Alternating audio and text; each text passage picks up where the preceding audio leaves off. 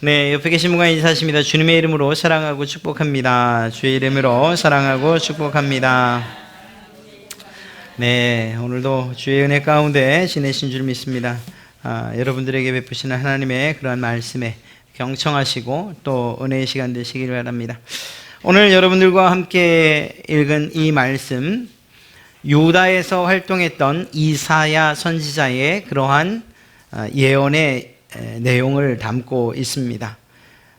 오늘 말씀뿐만 아니라 사실은 이사야서의 전체를 보면서 유다라고 하는, 특별히 성전이 있는 예루살렘, 그곳이 영적인 상태를 적나라하게 드러내주는 모습을 우리는 보게 됩니다. 2절 그리고 3절 사이에서만도 도대체 누가 아버지인지, 누가 주인인지, 누가 왕인지를 도무지 알지 못하는, 누구로부터 양식이 주어지는지 이런 것에는 도통 관심이 없는 그러한 영적인 무지와 무감각함을 가진 이스라엘 백성들의 모습을 보여주고 있는, 그래서 짐승보다도 못한 그러한 상태라는 것을 이야기하고 있습니다. 이스라엘이 어떤 상황에 처했는지, 그 상황에 대해서도 결국은 하나님께서 그들을 어떻게 처리하실지, 또 그들을 어떻게 심판하고 계신지에 대한 내용도 역시 함께 기록되어져 있는 것을 보게 됩니다. 오늘 말씀을 통해서 하나님께서 범죄한 이스라엘을 어떻게 처리하시는가에 대한 이야기, 즉 하나님의 공의에 대한 이야기를 할 것입니다. 그러나 그와 동시에 끝까지 심판하지만은 않으시는, 자기의 백성들을 사랑하신다 말씀하셨고 그들과 맺은 언약을 끝까지 그리고 신실하게 지키시는 하나님의 사랑에 대해서도 이야기하려고 합니다. 만약에 하나님에게 그러한 사랑, 그분의 신실하심이 없다면 우리는 오늘 말씀을 통해서도 살펴보겠지만 여전히 소망 없는 절망적인 삶을 살아가야 되기 때문입니다. 안 그래도 세상 살면서 좋은 일 만나기 힘들고 희망적인 소식 듣기 힘들고 그저 들려오는 소식이 절망에 낙심할 그러한 소식들밖에 없는데, 우리의 마지막까지도 여전히 암담하다고 이야기한다면, 그렇다면 우리가 과연 살 맛이 있겠습니까? 참 감사하게도 세상에서는 여전히 소망이 없어 보여도, 세상에서는 여전히 동굴을 지나는 것 같고 터널을 지나는 것 같아도 하나님께서 그런 우리들에게 너희에게 소망이 있다, 그리고 그 소망의 시작이 바로 나이고 그 소망의 끝이 바로 나 여호와다라고 하시는 이러한 말씀을 오늘 듣게 될 것입니다. 세상 가운데에서 비록 절망과 그리고 낙심 가운데 있었다 하더라도, 아니 그뿐 아니라 우리가 신앙생활을 하면서도 그러한 상태에 혹여 있다 할지라도 하나님께서 우리에게 주시고자 하시는 그것이 궁극적으로 절망이요 또한 멸망이 아니라는 사실, 우리에게 주시고자 하시는 것, 그것은 소망이며 또한 희망이며 축복이라는 사실을 마음에 새기시고 오늘 말씀을 본다면, 그렇다면 그 하나님의 본심을 아는 것과 동시에 또한 그 하나님께 감사와 찬송과 영광을 돌리게 되리라 생각합니다. 오늘 이사야서는 하나님과의 백성과 하나님과 그의 백성의 관계를 묘사하는 이러한 은유적인 표현들을 쓰고 있는데 대략 한 3가지 정도로 표현하고 있습니다. 첫째는 아버지와 아들입니다. 온유하고 인사하고 사랑 많은 아버지, 그에 반해서 반항적이고 말 안 듣는 아들의 모습. 오늘 우리가 읽은 2절 말씀을 보면 내가 자식을 양육하였거늘 그들이 나를 거역하였도다. 이스라엘의 상태인 거예요. 사실 성경 안에는 이러한 아버지와 반역하는 아들에 대한 이야기, 속썩이는 아들에 대한 이야기들이 꽤 들어있어요. 창세기를 펼치면 아버지 되신 하나님을 너무 속썩인 아들 하나가 등장합니다. 바로 아담이지요. 하지 말라는 일을 해서 결국은 그의 모든 후손들이 죄 가운데 머물게 되는, 그리고 그 죄가 직접적으로 발현되어지는 이러한 일들이 있게 돼요. 아담의 바로 아들 그 가인이 그만 살인을 저지르는, 아담이 하나님 아버지의 마음을 정말 속썩였던 것처럼 아마 아담도 가인 때문에 속죄나 썩지 않았겠는가 이런 생각을 해봅니다. 이삭에게도 두 아들이 있었습니다. 야곱과 에서. 좀 잘 자라줬으면 좋을 것 같은데 둘이 그렇게 싸우더니 결국은 작은 녀석이 큰 놈을 속이고 결국은 도망을 가버립니다. 생이별을 하게 되고, 그렇게 무엇이든 주고 싶어하는 아버지와는 다르게 속썩이는 아들들에 대한 이야기가 기록되어 있죠. 아버지가 어떻든 간에 상관없이 속삭이는 아들들도 있습니다. 홈리와 비누아스, 엘리제 사장이 잘못 가리킨 건 맞습니다만, 그러나 결국은 아버지가 그 자식들의 소식에 죽게 되는 이러한 정말 처참한 결과에 이르게 되기도 하죠. 탕자의 이야기는 더 말할 것 없습니다. 집 나간 탕자, 하나님 그 아버지의 마음을 생각지도 못하고 그 아버지의 애달픔은 조금도 생각하지 않은 채 자기의 길을 찾아 떠났던 그 탕자, 그뿐만이 아니라 여전히 아버지와 함께 집에 있었음에도 불구하고 정말 아버지의 기쁨이 되지 못했던 큰아들에 대한 이야기도 기록되어 있어요. 어디 성경에 관한 이야기이기만 하겠습니까? 우리 세상 사는 데에도 보면 정말 속썩이는 그런 자녀들이 한둘이 아니고, 또 그것이 사회적으로 큰 무리를 일으키기도 하고 뉴스에 등장하기도 하고, 그래서 폐륜적이다 뭐 이런 이야기를 하기도 하죠. 그런 것들을 보면서 오늘 말씀을 보게 되는 거예요. 하나님께서 오죽 답답하셨으면 아버지와 속썩이는 아들의 관계로서 하나님과 이스라엘, 하나님과 유다의 이야기를 풀어나가고 계시겠는가 하는 거예요. 내가 자식을 양육하였거늘 그들을 키우고 그들을 먹이고 그들을 입히고 그들의 필요를 채우고 원하는 것들을 다 들어줬는데 이것들이 나를 배신하다니, 이런 의미 아니겠습니까? 나를 거역하였도다. 그리고 그 뒤에까지 이어서 이야기한다면 이런 짐승맛도 못한 녀석들 같으니라고 아마 이렇게 성경을 풀어 이야기해도 틀리지 않을 것입니다. 그 바로 뒤에 등장하는 두 번째 비유가 바로 농부와 가축에 대한 그러한 이야기이기 때문입니다. 소와 나귀에 대해서 이야기를 하고 있어요. 소는 원래 순종적인 짐승이죠. 큰 눈망울만 봐도 끔뻑끔뻑하면서 이랴 하면 가고 워 하면 서고, 뭐 끌끌하면 돌라고 하면 돌고, 매우 온유하고 순종적인 그런 짐승입니다. 그러한 짐승이 주인을 따르는 것 충분히 이해가 갑니다. 그런데 나귀는 좀 달라요. 특히 이 중동 지역에서 나귀는 매우 고집스럽고, 그리고 승질머리가 있는 그런 짐승으로 그렇게 취급받고 또 그렇게 인식되어 옵니다. 그런데 그런 나귀도 먹이를 주는 주인을 안다니까요. 먹이를. 저희 집에도 강아지가 한 마리 있는데요. 이 먹이를 주는 사람을 기가 막히게 하네. 저희가 새벽 예배 둘이 나오지 않습니까?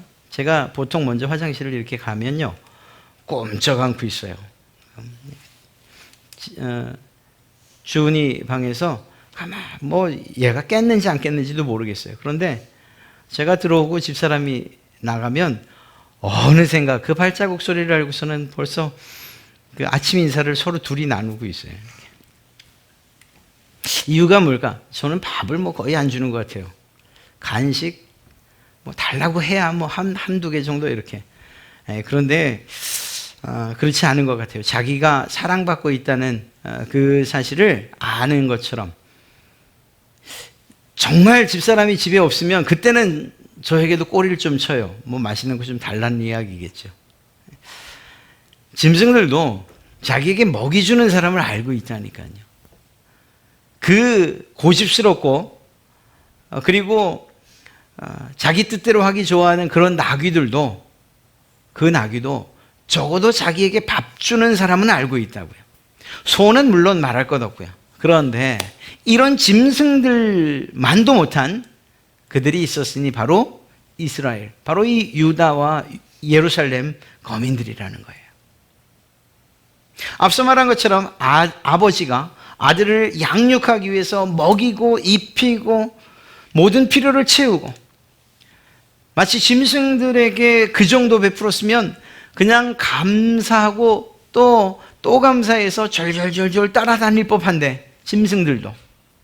그런데 이런 짐승만도 못해서 그렇게 양육하고 그렇게 보호하고 그렇게 지켜주고 지금까지 살만하게 했는데 하나님을 모른 척 하더라는 것입니다. 거역한다, 이렇게 기록하고 있어요. 짐승들은 아는데, 멍청해 보이는 나귀도 자기 밥을 주는, 밥그릇에 그 밥을 채워주는 주인은 아는데 그 멍청한 나귀만도 못한 바로 이 유다와 이스라엘 백성이라는 사실을 오늘 이야기하고 있는 것이죠. 또 한 가지는 바로 이 왕에 대한 이야기입니다. 나귀도 그 주인의 구유를 알고 소도 그 임자를 아는데 이스라엘은 알지 못하고 나의 백성은 알지 못한다는 거예요. 이스라엘에 있어서 왕은 매우 중요한 자리에 있다고 늘 말씀드리죠. 다른 나라는 왕이 최고인지 모르겠어요. 그런데 이스라엘에 있어서의 왕은 하나님의 대리자일 따름이에요. 하나님의 뜻대로 통치해야 되는 그러한 위치에 있는 사람인 거예요. 그가 뭘 좌지우지하는 게 아니에요. 그렇기 때문에 실제적인 유다의 왕은 하나님이시다, 이렇게 말하는 것이 옳아요. 그런데 이스라엘은 자신들의 왕이 누구인지 알지도 못한다는 거예요. 자기들이 누구의 통치를 받고 있는지, 누구의 보호를 받고 있는지 이 사실조차 알지 못한다는 거예요. 여러분, 백성이 왕에게 대해서 그를 왕으로 인정할 때 하는 일이 무엇입니까? 순종이죠, 순종. 이 신하들이 당신은 나의 주군입니다, 당신은 나의 왕입니다 할 때에 그 앞에 머리를 숙여 부복하는 건 아니겠어요? 진심으로 말입니다. 그런데 이스라엘 백성들이 왜 순종하지 않느냐? 답이 무엇일까요? 하나님을 왕으로 인정하지 않기 때문이라는 결론에 이를 수밖에 없는 거예요. 그렇기 때문에 그 왕의 명령에 순종하지 않는 거예요. 그 왕의 법에 따르지 않는 거예요. 결국 이스라엘 백성들이 거역하는 일, 따르지 않는 일, 순종하지 않는 일, 이것은 하나님을 왕으로, 주인으로, 아버지로 인정하지 않는 결과라는 사실을 알 수 있게 됩니다. 하나님께서 이러한 유다와 그리고 예루살렘 거민들에 대해서 이사야를 통해서 엄중히 경고하고 계신 거예요. 그리고 그들에게 일어난 현상들, 그리고 앞으로 그들이 겪게 될 일들에 대해서 예언하고 있는 그러한 내용이라는 것을 보게 되죠. 4절을 보니 슬프다 범죄한 나라요, 허물어진 백성이요, 행악의 종자요, 행위가 부패한 자식이로다. 그들이 어떤 나라요, 어떤 백성이라고요? 하나님 앞에 범죄한 나라라는 거예요. 그들은 자기들의 삶을 쌓으려고 하는지 몰라도 그들은 이미 허물어져 버린 그러한 백성, 소망 없는 백성이라는 사실을 이야기하고 있는 거예요. 모든 악한 일을 시작하는 그러한 씨앗이라고 이야기하고 있어요. 하나님께서 당신의 백성들을 향해서 그렇게 이야기하고 계시라고. 부모가 자식들에 대해서 넌 정말 몹쓸 놈이야 이렇게 말할 때 그 마음에 아무런 꺼리낌 없이 정말 이 저주하는 그런 마음으로 그렇게 이야기하는 부모가 어디 있어요? 하물며 하나님께서 너희는 행악의 종자야, 행위가 부패한 자식이야, 이렇게 말할 때, 비록 이스라엘을 통해서 말하지만 그것이 하나님의 마음이라고 할 때 하나님의 마음이 너희 다 없어졌으면 좋겠어, 내가 너희에게 진노를 베풀 거야, 그리고 너희는 모두 사라져버리고 멸망하고 말 거야, 이런 마음으로 하시겠습니까? 안타까운 마음이죠. 안타까운 마음이죠. 이스라엘 백성들이, 그 유다와 예루살렘 거민들이 하나님께로 돌이키기를 바라시는 마음으로 이렇게 말씀하시는 거죠. 그러나 하나님의 마음과는 다르게 그들의 삶의 모습은 이랬다는 거예요. 하나님을 거절하고 거역하고 악을 행하고 범죄하고 하나님의 율법을 지켜 세워야 할 자들이 허물어져 버린, 그리고 그들의 삶의 열매들, 그 행위들은 썩어 냄새나는 그러한 생활뿐이었다라는 것입니다. 그 이유가 무엇일까요? 4절 중반에 이야기하고 있어요.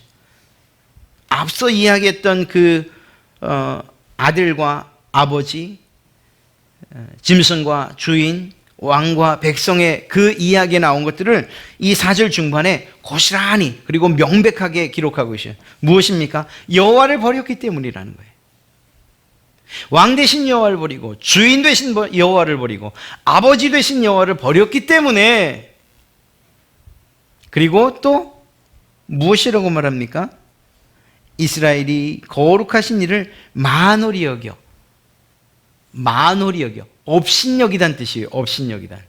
하나님을 업신여기는 이 이유 때문에 결국은 그들이 하나님을 배반하고 배역하고 은혜를 알지 못하고 순종하지 않고 하는 이러한 일들이 생겨났다, 이렇게 이야기하는 것이죠.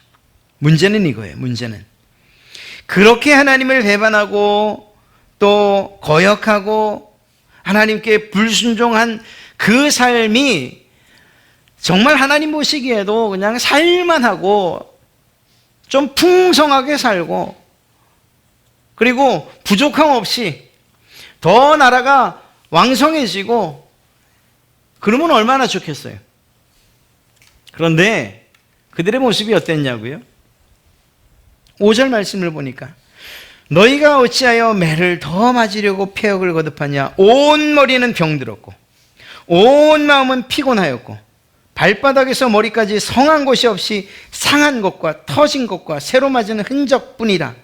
그것을 짜며 싸매며 기름으로 부드럽게 함을 받지 못했다. 치료도 받지 못한 채 그 모든 몸들이 다 엉망진창이 되어버린 거예요.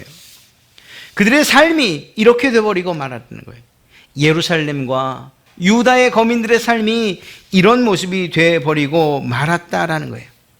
상처들이, 시퍼런 멍들이, 거기 위에 또 새롭게 맞은 자국들이, 그래서 딱지는 도덕도덕 앉아있고 흐르는 피나 흐르는 고름도 닦아내지 못한 채, 싸매지도 못한 채, 치료도 받지 못한 채 그렇게 엉망진창이 되어버린 이 유다와 예루살렘 거민들의 모습을 하나님께서 이야기하고 있는 거예요. 이렇게 된 이유가 뭐라고요? 하나님을 거역하고 하나님을 떠나고 하나님을 만홀히 업신여겼기 때문이라고 이야기하는 거예요. 이건 비유적인 표현이에요. 발끝부터 머리까지 성한 데가 한 곳도 없고 상처들 뿐이고 시퍼런 멍들 뿐이고 또 새롭게 맞은 자국들 뿐이고 그것들을 닦지도 싸매지도 향유를 바르지도 못하고 약을 바르지도 못한 채, 이건 비유적인 표현이에요. 실제적인 표현은 그 다음에 나와요. 무엇이라고 기록되어 있습니까? 7절이에요. 너희의 땅은 황폐하였고 너희의 성읍들은 불에 탔고 너희의 토지는 너희 목전에서 이방인에게 넘겨졌으며 이방인에게 파괴됨 같이 황폐하였다. 이스라엘 백성들의 실제 삶의 모습이 이렇게 처참한 지경에 이르게 됐다는 거예요. 너희들의 눈앞에 있던 너희들의 땅, 그 땅을 이방인들이 삼켜버리고 말았구나. 그 이방인들이 폐허더미로 만들어버리고 말았구나. 무슨 말입니까? 너희에게 과연 소망이 있겠냐라고 이야기하시는 것입니다. 실제로 이 사건은 아마도 이것이 실제 전쟁으로 인한 그러한 결과라고 볼 때에 기원전 701년에 있었던 아수르의 예루살렘 포위와 그 공격 상황을 가리키는 것으로 그렇게 생각이 됩니다. 놀랍게도 그때 하나님은 이스라엘에게 이 예루살렘을 도우시고 유다를 도우셔서 위기를 모면하게 그렇게 해 주십니다. 그런데 이러한 하나님의 도우심에 대해서 예루살렘 주민들은 자신들의 도시가 아직 건재한 것에 대해서 또 무조건적으로 항복하지 않았다는 이것에 대해서 사실은 안도합니다. 그것으로 멈추면 안 됐다는 거예요. 중요한 것은 하나님께서 그들을 마지막까지 침공당하게 두지 아니하셨다면, 그렇다면 자기들이 왜 이렇게 황폐하고 그리고 이방인들에게 삼켜버린 바 되었어야 했는가에 대한 이유를 알아야 했다는 거죠. 깨달아야 했다는 거예요. 그런데 그 사실을 깨닫지 못했다라는 것입니다. 땅을 내리치고 그리고 가슴을 치며 하나님 앞에 통곡하고 회개해야 했는데 그것을 하지 못한 채 이 아수르의 침공에 대해서 자신들의 연약함과 부족함, 준비하지 못함, 약한 국방력, 왕의 무능, 이러한 외적인 요인으로만 생각을 했을 뿐이지 그 사건의 중심에 있는 심각성과 그리고 중대함을 인식하지 못한 거예요.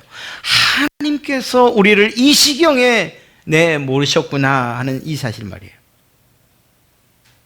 만약에 그들이 알았다면 하나님께로 회개하고 돌이키려는 이러한 결단이 그들에게 있었어야만 했습니다. 그러나 이러한 일들에 대해서 이사야는 아무런 이야기를 하고 있지 않습니다.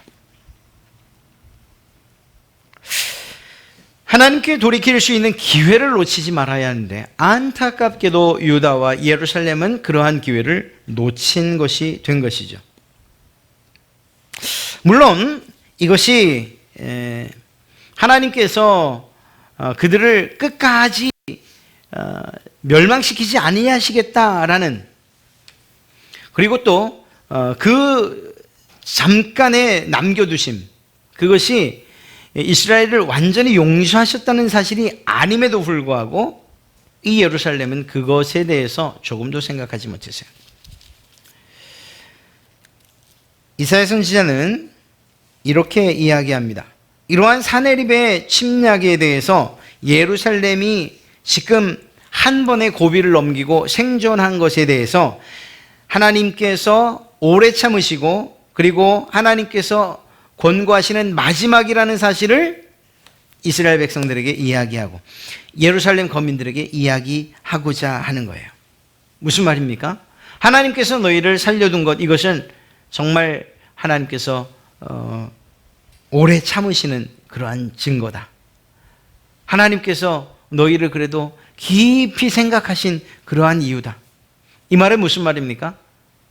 너희가 돌이키지 않으면 심판과 멸망 가운데 있게 될 것이라는 이러한 경고와도 같은 내용이었죠. 오늘 그러한 표시와 징표로서 이야기하고 있는 것이 무엇입니까? 8절의 말씀이에요. 딸 시온은 포도원의 망대같이 참외밭이 원두막같이 애워싸인 성읍같이 겨우 남았도다. 여러분 한번 그림을 한번 그려보시겠습니까? 포도원에 망대만 남아있는 거예요. 포도밭은 엉망진창이 됐어요. 참외밭에 원두막 하나 뜰렁 남아있어요. 하나만 딸랑 남아있어요. 참외는 다 깨져버리고 수확하고 거둘 것이 아무것도 없어요. 애워싸인 성읍같이 그저 성읍 하나뿐이에요. 첫째는 하나님께서 이들에게 분명히 이 유다와 예루살렘을 심판하셨다는 사실을 첫째는 알 수가 있어요. 하나님께서 하나님의 공의로 그들의 죄와 그들의 범죄함을 용서치 않으셨다는 사실을 우리는 이 말씀에서 보게 됩니다. 그런데 이것은 사실 또 다른 측면에서 본다면 그래도 소망을 하나님께서 이 유다 백성들에게 남겨두셨다는 것을 이야기하고 있는 거예요. 원두막은 남겨두시고 망대는 남겨두셨어요. 이제 이스라엘 백성들이 하나님 앞에 자신들의 죄를 자복하고 그리고 하나님 앞에 회개하며 나가면 하나님께서는 그 망대를 중심으로 그리고 그 원두막을 중심으로 다시 풍성한 수확을 거둘 수 있게 하실 것이라는 이야기예요. 만약에 하나님께서 그들을 진멸케 원하셨다면 망대도 불태우셨을 것이고 원두막도 무너뜨리셨을 거예요. 성읍을 남기시는 일은 더더욱이 없었을 거예요. 그러나 그것을 남기셨다는 것은 하나님께서 그 백성을 여전히 사랑하신다는 것, 오래 참으신다는 것, 이스라엘 백성들, 유다 백성들은 하나님에게서 조금의 소망도 보지 못한 채 이젠 우린 끝이구나 말하고 있지만 하나님은 오히려 그들에게 소망을 주시겠다고 말씀하고 계신 것이라고 이해해야 되지 않겠습니까? 9절 말씀에서 더 정확하게 말씀하고 계십니다. 만군의 여호와께서 우리를 위하여 생존자를 조금 남겨두지 아니하셨다면, 남겨두셨다는 이야기죠. 그렇습니다. 만약에 그렇게 하지 아니하시고 우리를 진멸하셨다면 우리가 소돔 같고 고모라 같았으리로다. 소돔과 고모라가 어떤 도시였습니까? 하나님께서 진노하시고 그 진노의 불에, 그 유황불에 타버린 도시 아닙니까? 그곳에서 살아난 사람이 있습니까? 롯과 그리고 그 두 딸을 제외한 모든 이 소돔과 고모라의 거민들은 다 죽고 말았어요. 그러나 하나님께서 유다를 그리고 예루살렘을 소돔과 고모라처럼 그렇게 멸하지 않으신 것, 그것이 무엇인가? 하나님의 은혜이고 하나님의 인내하심인 거예요. 하나님께서 이러한 남겨둔 자를 두셨다는 이 사실이 절망 가운데에서 이 예루살렘 거민들에겐 희망이 되는 줄로 믿습니다. 오늘날 우리에게도 이러한 일들은 마찬가지예요. 그렇습니다. 비록 우리가 하나님 앞에 범죄를 했다 할지라도, 그러니 그것과 상관없이 당하는 애매한 고난 그리고 고통의 시간들, 절망의 시간들은 더 말할 것도 없어요. 그것은 하나님께서 우리를 시험하시고 그리고 우리를 더욱더 정말 높이 날게 하시려는 이러한 하나님의 그러한 섭리 가운데 일어나는 일이니까 그건 더 말할 나위도 없어요. 우리가 범죄해서 당하는 그러한 고난이라 할지라도, 절망이라 할지라도, 그 캄캄한 데서도 하나님이 우리에게 빛을 주시고 그리고 나아갈 방향들을 제시해 주시며 우리의 소망이 되어 주신다는 이 사실을 여러분이 믿으시기를 주님의 이름으로 축복합니다. 중요한 것이 있다면 이제는 하나님을 거역하는 일들을 멈춰야 되는 거죠. 이제는 하나님께로부터 불순종이 아닌 순종하는 자로 바로 세워져야 하는 거예요. 이제는 하나님을 만홀히 업신여기는 것이 아니라 하나님을 두렵고 떨리는 마음으로 섬기겠다는 이러한 의지와 결단이 우리에게 필요한 것입니다. 우리의 육신뿐만 아니라 영혼까지도 지옥에 던지실 수 있는 그러한 하나님이심을 알아야 돼요. 그냥 대충 신앙생활을 할 것이 아니고 그 하나님께서 우리의 생사화복을 쥐어 정말 움켜쥐고 계신 분,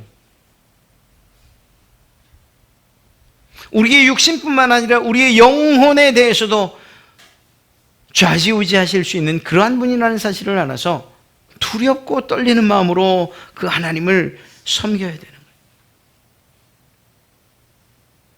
아버지를 정말 반항하고 또 그 아버지를 그 마음을 아프게 하고 반역하는 아들이 아니고 그 아버지 뜻에 순종하기를 다짐하는 그러한 자녀로 우리가 서야 되는 것이고, 짐승만도 못한 것이 아니라 그것과는 비교할 수 없을 정도로 고마움과 감사함을, 그리고 우리를 인도해 주시고 보호해 주시는 그분이 바로 하나님이심을 알아야 되는 것이죠.